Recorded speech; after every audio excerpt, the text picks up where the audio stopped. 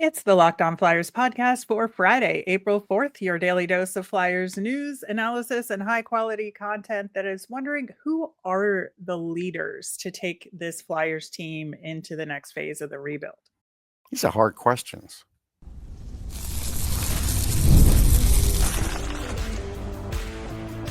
You're Locked On Flyers, your daily podcast on the Philadelphia Flyers, part of the Locked On Podcast Network. Your team every day. Hey there, and thanks for making Locked On Flyers your first listen every day. I am Rachel Donner. I've been podcasting about the Flyers, the NHL, and hockey for a decade. I'm here with prospect expert and Flyers credentialed reporter for 19 years, Russ Cohen. Today's episode is brought to you by FanDuel. Right now, new FanDuel customers can get $200 in bonus bets if that first $5 bet wins. And to keep up with our latest episodes and Flyers news, you can find us at Locked On Flyers on Instagram, Threads, Blue Sky, and Twitter. And of course, here on the Locked On Podcast Network, your team every day. We are going to talk about who the leaders of this team are to take the Flyers into the future, as well as this year's Flyers, looking back as to who we think might win those Flyers awards that are coming up real soon, and then preview the weekend matchup against the Montreal Canadiens. And Russ, I think I started thinking about this topic when Scott Laughton got traded, because obviously he was one of the guys with a huge leader in the locker room. And I think that they are missing his presence to some degree. And I think that knowing that obviously Sean Couturier is the captain, Travis Konechny is the other A, there is ostensibly another A slot waiting there that will get named next year, I think. And, you know, just trying to think about candidates for that spot and how that kind of floats into the grand scheme of this rebuild and who is the core of this Flyers team now, right? Right. Right now, yeah, Sean Couturier is a good captain, right? So they're not going to change that. Yeah, And that's of course. and for as long as he's here, because at some point he might get bought out, but whatever. For as long as he's here, Yeah. that'll hold up. Yeah, we are not going through the Claude Giroux thing again anytime soon. I would No, hope. it's probably at least 3 years down the line if it's Yeah, going to happen. I yeah, think Noah Cates is the one guy who is in line for it, because when I'm in the locker room, like, I've covered him a lot of years. He's a real sensible guy. He's a real rah-rah guy. He's very positive. He's very analytical with, about his own game. He understands, like, he gets it. He gets the pulse of the team and all that. So I think he is a great choice for that. I think so too. And it is interesting because obviously Sean Couturier is on the older side for this team right now. And it makes sense for this team in this time to have a guy like that as your captain. This is not like make Matvei Michkov the captain because he's the Right. future kind of Connor Bedard decision, right? Right. It's just not, that's not how No. the Flyers work, A, and B, like, he's not the right guy. And Well, for we now, shouldn't say that's not how they work, because it did work that way with Mike Richards. We have to be fair it about did. that. It did. That's true. Maybe that it was like an opposite reaction to the Mike Richards captaincy that made them not do it since then. Yeah, Could be. and I think that's true.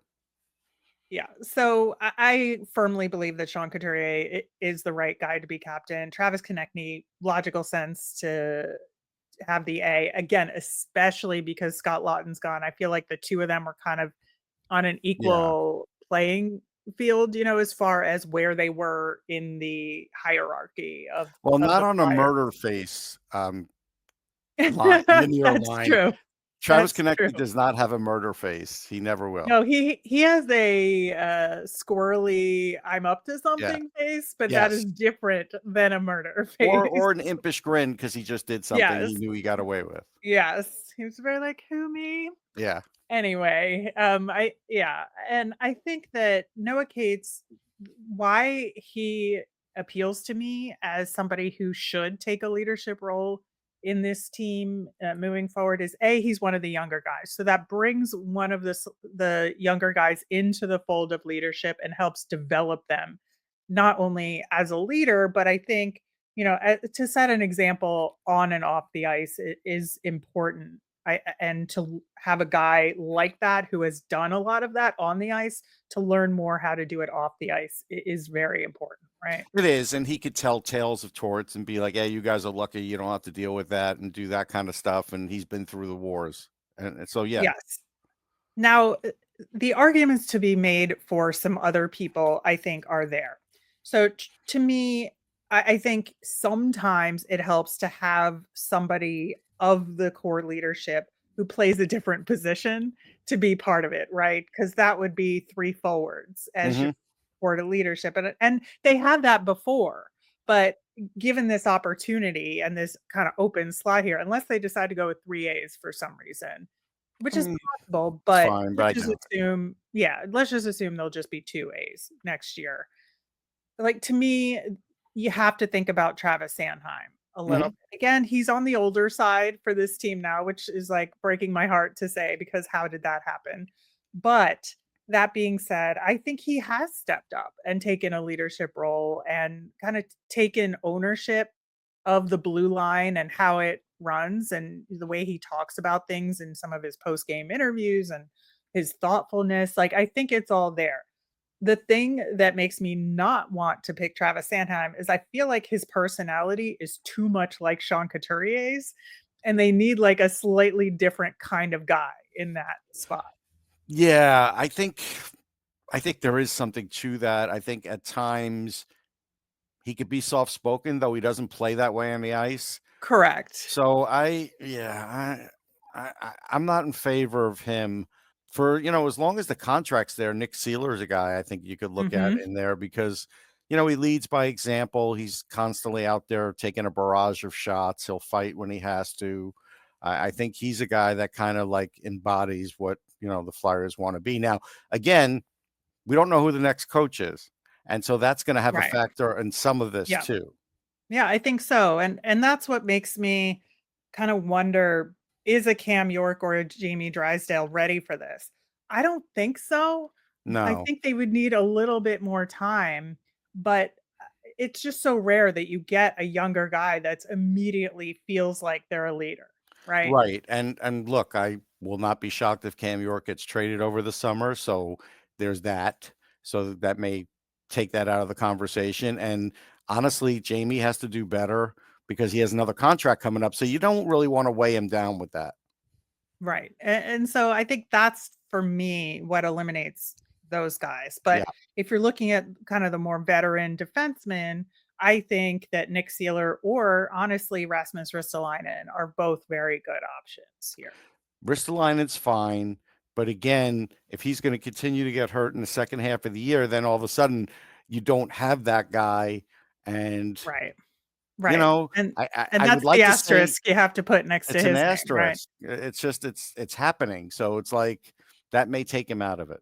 Right. And I think beyond that, then I start thinking, well, how does this Flyers team develop leaders in the first place? Like, what is the plan there? And how do Couturier and Konechny and some of these other guys who don't have letters act as mentors? And to me, Garnet Hathaway is a Mhm. good candidate for a temporary A, right? To carry it through the next couple of years, who is a leader, a veteran, and just has, I think, the thoughtfulness and the perspective, and he will go to bat for this team on the ice, we know that, and so I think he kind of embodies the filler A for me.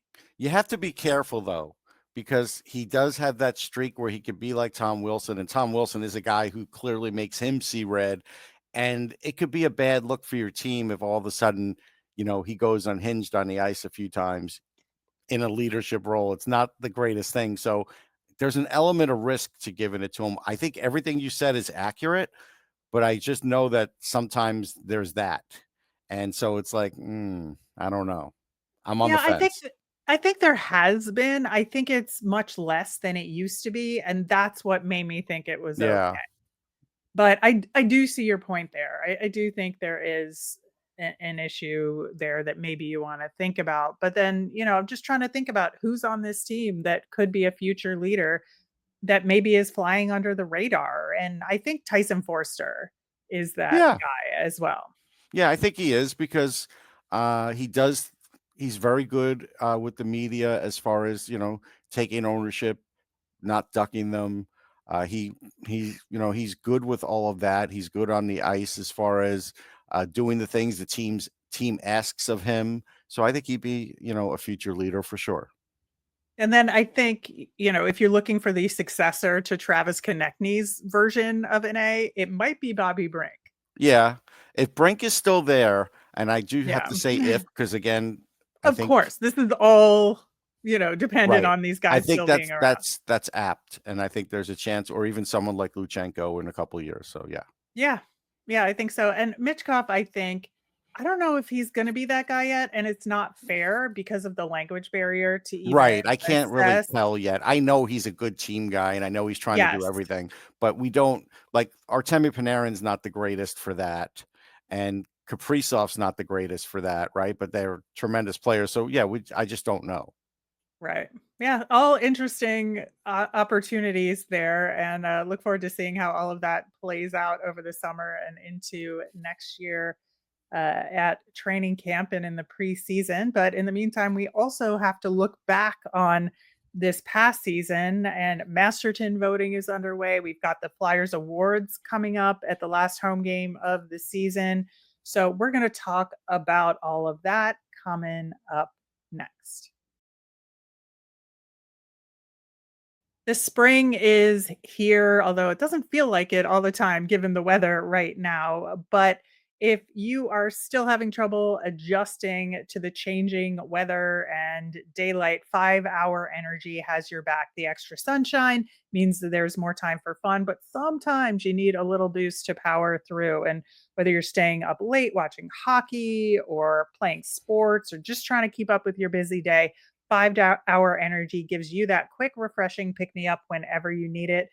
With these longer days, I love getting outside for a hike, and Tropical Burst is my go to flavor for that quick boost. So head to 5hourenergy.com to find over 15 flavors to choose from, including watermelon, blue raspberry, and peach mango. You can even build your own 12-pack or 24-pack with your favorite flavor delivered right to your door. Need one now? You can grab a 5 Hour Energy shot at your local grocery or convenience store. They're everywhere. So stock up today and stay energized. On our Monday show, we will have a recap of the Montreal game that we're going to talk about later in the show. Plus, it's Monday, so we will have our nemesis of the week. I already have one in mind, so I'm looking forward Wow, to that's that early for you. conversation.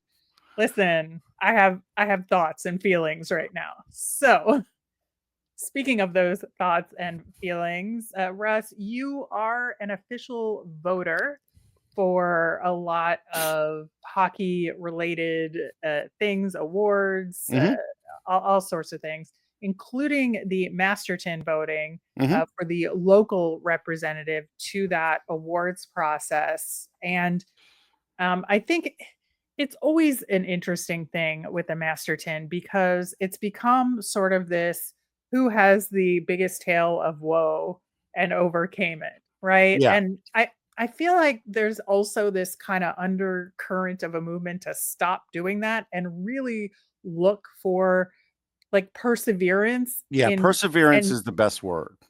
right and really like define that in a broader sense than what it's been recently. Right. Yeah.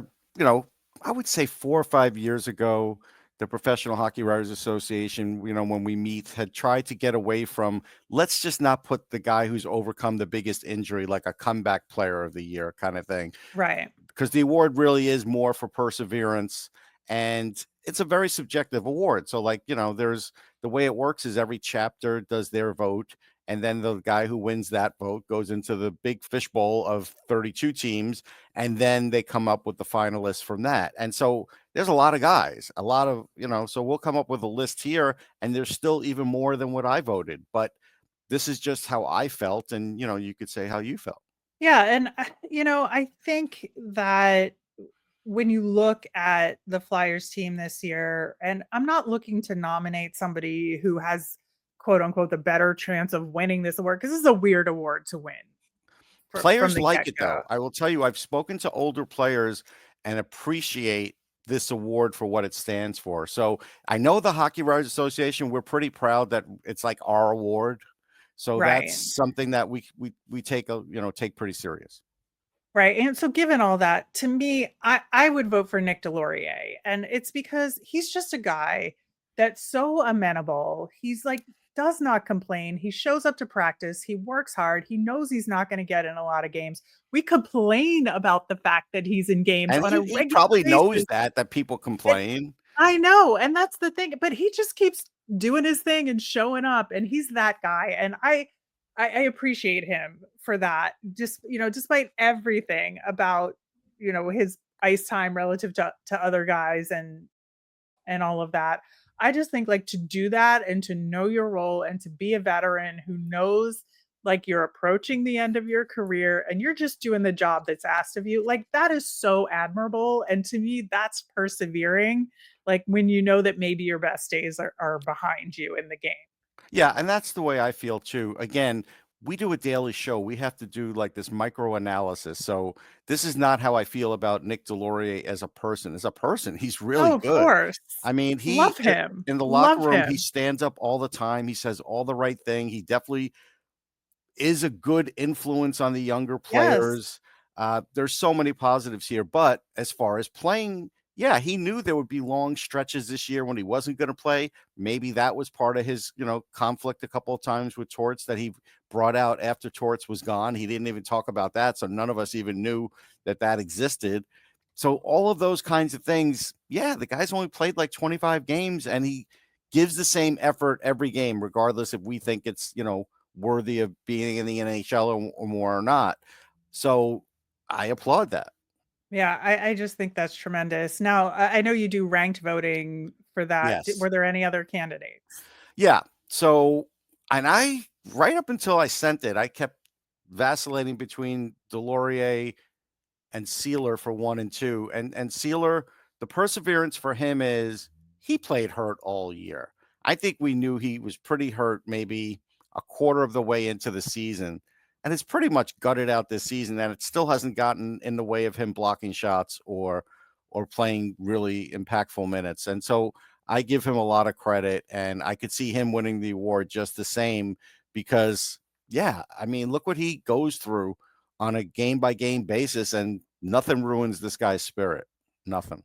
Yeah, I just think he is a tremendous asset to the team. Again, sometimes we complain about him over blocking shots, and Yeah. sometimes we complain about him playing hurt, when there's other guys that can maybe get in there, but would not doubt him for a second. And if I wanted anybody on this Flyers team to have my back in a difficult situation, it would be Nick Sealer. Right. So I think like there's so much good to say about that man, and I appreciate him Yeah, and a lot. I put Garnet Hathaway as a third because he has a little bit of a combination of perseverance and what he went through this year, like injury wise, kind of you could tell Mhm. um, when he was getting quoted, it kind of played with his head like, hey, I wasn't in control. And this was like the first time I really couldn't do anything. I was powerless to get back in the lineup. And so that's why it's more perseverance than injury, but the injury sort of made him find that perseverance, right? When it was really Yeah, hard for him at a point this year. And he knows the team needs him. So that's, right. that was hard on him. Aside from that, there's the Flyers Team Awards, which Yes. they hand out every year. And I know in a year like this, it's very hard to celebrate this But team, they but I but you do have to. you have to, and I think, like, you have to celebrate these achievements You because do. it's first of all, they're good carrots for the individuals who get Yeah, them, and I think, like, you wanna have some positives going into the off season, and you do. celebrating some of your players is a very helpful thing to do. Now, the Toyota Cup is the most points. Travis Konechny is gonna get it for the 2nd year in a row there, No and I shock think there. to me, that makes him the team MVP, but do you have any arguments to the contrary? That's a good question. Yeah, I'm gonna say he is the team MVP, but Travis Sanheim's really close. So it's one of the two. But yeah, I'll give it to him because I Yeah, think he when he doesn't score, it's a big deal when he's yep. still out there. And so it's like, yeah. He's pretty impactful that way. Right. Now, I would give Sanheim the Barry Ashby Award again as best Yes. defenseman. I think that's a no-brainer. He won last year. Now, the Yeah. most improved, the Pelle Lindbergh most improved, is going to be interesting, I think, It will because be. I think I'm of two minds. I give one half of my brain says Noah Cates because of the trajectory of this year, even though he was also very improved last year. He did not win it last year. I think it was Right. Cam York, but I think that he is very deserving. However, there's no room for a Michkov award here No. otherwise. Because he And was good no matter what. Like, I he may have know, gone that's through the like a little thing. bit of an ebb and flow, but you can't say he was most improved. If I you want to know. say defensively, okay, yeah, he learned a little bit, but the offense was there from the beginning and it just got better Right. at the end. So yeah, it's hard to give it to him. Yeah, there's just nowhere to give him an award except for maybe the Gene Hart, the Hart Award, Mhm. which is the fan club vote. So maybe they'll throw it Maybe. to Michkov, but I don't know. I just feel like there has to be a place for Michkov to win something, and there just isn't. Right. This just may be a year that it's just like, yeah, it doesn't happen. I think Cates is a good choice here. I can get behind that. We've Yeah. seen some nice improvement, and he has leveled off. So I think people, if they were thinking like, oh, maybe he's turning into a second line center, he's not. He's a really good third line center. That's what Noah Cates is. That's what he will be. And yes, sometimes he'll have to play second line. He should Yeah, never it's play first line again. That's not on him. right. That was It's towards his fantasy. That was just not a reality. right, once Luchenko is with the Flyers, and then ostensibly when we get this other Right. top 6 center, Right. that's how that's gonna work, which I Yeah. think is fine. There's the Class Guy Award and the Community Leadership Award, and the Class Guy Award was Sealer last year. Yeah. I think they'll give it to somebody different just because They will. they wanna change it out. So this is where, your Masterton votes come into play, where I think it could be Delorier, it could be Risto, it could be Hathaway, right? Yeah, I would probably give it to Hathaway. I think he really has been that guy.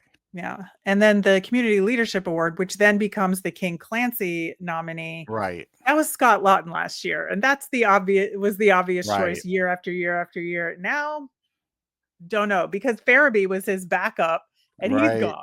So it's I don't freaking know. I just don't. This is a tough one.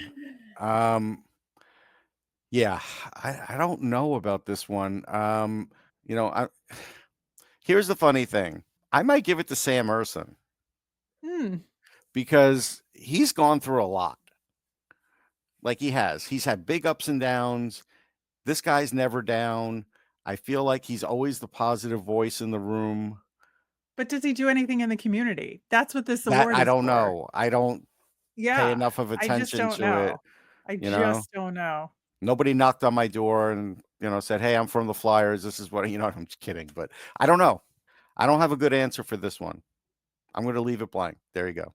Yeah, I just don't know, and I don't know if they're gonna create a new award and name it after Johnny Gaudreau. That's a Right. possibility. Sure. So we'll see. We'll see what happens there. But all good questions, and good to look back on this past season with some positive notes and honoring some of the guys on the team. In the meantime, we still got more games to play, and the next one is against Montreal. We're going to talk about them coming up next.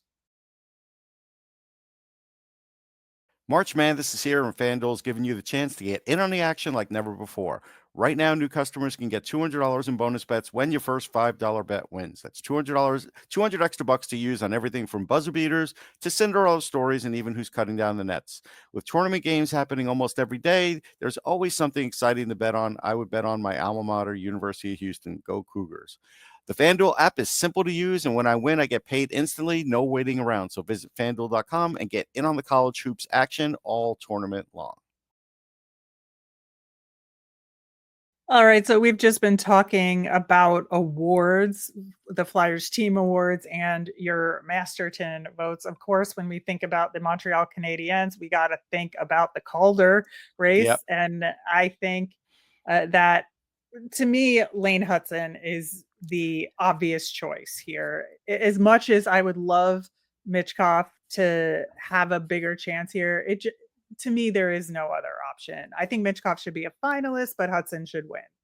I can't be that definitive yet because honestly, when I do get this, the email to vote, and sometimes you don't, but I've been getting it for a while now, so I'm just expecting I will. I go through this for hours and I go through a lot of data, stuff I don't even normally go through. And so, like, even just recently for the hockey news, when I was writing about Lane Hudson, I was like, look at this guy. He's got 109 blocks. So, like, that almost negates what people say, like, hey, he's not that good in his own end. Okay, maybe he's not that good in his own end, but he's blocking a lot of shots. And good luck trying to stop him when he has the puck and he's going up the ice, because some of the moves he has are insane. I Right now, I think it's safe to say he's probably in the lead, but there's still time left. Michkov is certainly in the race. Dustin Wolf, I mean, the last guy to get 30 wins was Henrik Lundqvist as a rookie goalie, and he's turned out to be a pretty good goalie. And if Calgary makes the playoffs and Wolf has something around 30 wins, guess what? He's probably going to be a finalist because, again, look at his save percentage. Nobody thought Calgary could make the playoffs. And No. Hudson's also helping to lead the playoff charge with the Canadiens. And these are two things that, unfortunately, Matvei Michkov doesn't have in his arsenal. So, yeah, I think, and I think because they will do 5. Zach Bolduc is jetted up the charts, and I think we should at least mention him only because he's got 16, 17 goals now, which is a terrific year for him, and he could be a future star player. So this is an amazingly crowded field. But I think Hudson is in. Yeah, I think he's in the lead today. He had that 3-assist game the other day. He's got it. Everybody. I shouldn't say everybody. Some people, like on Twitter, want to point out his secondary assists. Guess what, folks? They still count. But he has a lot of primary assists. And last time I looked, he had more than Michkov. Now, again, you could say, hey, Michkov, that's not entirely his game. That's fine. But I'm just saying he was leading the group in primary assists for a little while, and he still might be. There's a lot there, and he's playing 22 minutes a night as a rookie. It's going to be hard to, and he's got 60 points. He's 5th in the league. The last time I looked, and this could have changed even the next day or last day or two, he was 5th in the league in scoring as a defenseman, and he's a rookie. Yeah. Like, he's 20-something points behind Cale Makar, but like, that's Cale Makar, right? All of that. That's what it is for me. Yeah. And that's why I think Hudson ultimately will win the Calder, which is fine. Like I've always said, it's fine. I've got no beef or I'm not upset about it. And I think Michkov has had a tremendous year and that should be celebrated. Like I just said, absolutely. How do we celebrate Michkov's year? And in the last segment. But I think, sometimes just awards go the way they Let do. Gritty hand him a cheesesteak and call it a day. Totally. Meanwhile, Montreal did play last night against Boston. We don't know the outcome of that game as of recording, and somehow Boston became the worst team in the league, and I don't know how that happened. Plummeted. But could not happen to a better team. Anyway, I'm sure Montreal fans think that too. Yes. Montreal won 2 in a row before that game against Boston, both against Florida. Tremendous performance by Suzuki, getting 2 goals, 1 late and 1 in overtime to win the last one in a just magnificent performance. And he's a tremendous player, clutch guy. But they had lost 5 in a row before that. So Russ, like, who are these Montreal Canadiens? If they were to get like consistent goaltending all the time, they might run away with the this last playoff spot. But it kind of goes up and down. They got Caden Gooley back, and that was a big deal. I wrote about that recently too, because he's a big body who skates well. He's got a physical nature and can occasionally give you some points. So that was a big guy to plug back in there. I mean, they have the offense. They have a really good power play. It's a dangerous power play with the guys on it, but they do still lack in some consistency. Their bottom 6 isn't as good as it could be.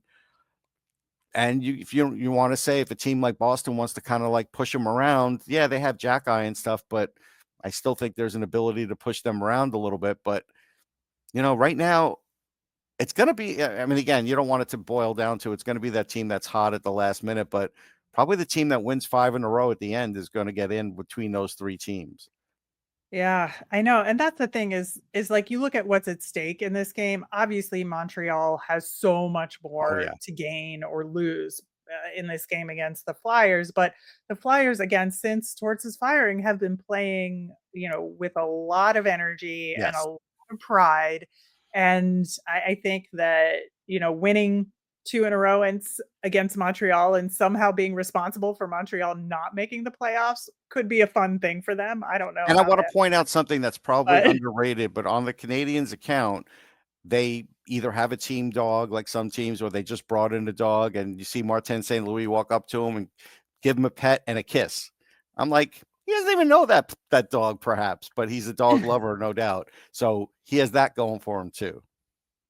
well, I suppose that's like kind of a side note there. But that being said, I do think that with the stakes being what they are and the way that the top guys in Montreal have stepped up recently, like it's going to be tough for the Flyers to win this one, especially They're again going to have to because, score. This will be a high yeah, scoring game because Montreal much can like the score. last time. Yes, you're going to score. Sometimes the goalies have trouble stopping the puck. So it's going to be, don't turn the puck over, but you do have to score. You do have to control the puck. So when Brad talks about having the puck more in the offensive end, that would help, because then you would have a little puck possession going. That goes a long way, because again, we're talking about, they have some killers out there, besides Caulfield, besides Suzuki. If you put him on the power play, Laine is the best power play guy in the league. Like there's no equal Right. right now. And we talked about that last time around. Right. And you have So it's Slafkovsky, still there. and Slafkovsky is a beast to try and cover. He's big and skilled and fast. And so that creates a matchup problem. So the Flyers, like top 4, is going to be extremely tested in this game. All right. Well, we'll be back on Monday to talk about how that game played out. Plus, we'll have our nemesis of the week and so much more. As a reminder, we always want to hear from you. So if you've got mailbag questions or Flyers thoughts, let us know on any of our socials at Locked On Flyers. You can email us at lockedonflyers@gmail.com or comment on our YouTube channel. I'm Rachel. I'm on Blue Sky and Twitter at rmiriam. That's RMIRIAM. I'm Russ. I'm at Sportsology on the same socials, SPORTSOLOGY. Thanks for making Locked On Flyers your first listen today. For your next listen, check out the Locked On NHL podcast. It brings you daily league-wide stories that matter with local coverage you love from Locked On, including me on Fridays. You can find Locked On NHL on YouTube or wherever you listen to podcasts. Have a great day, everyone.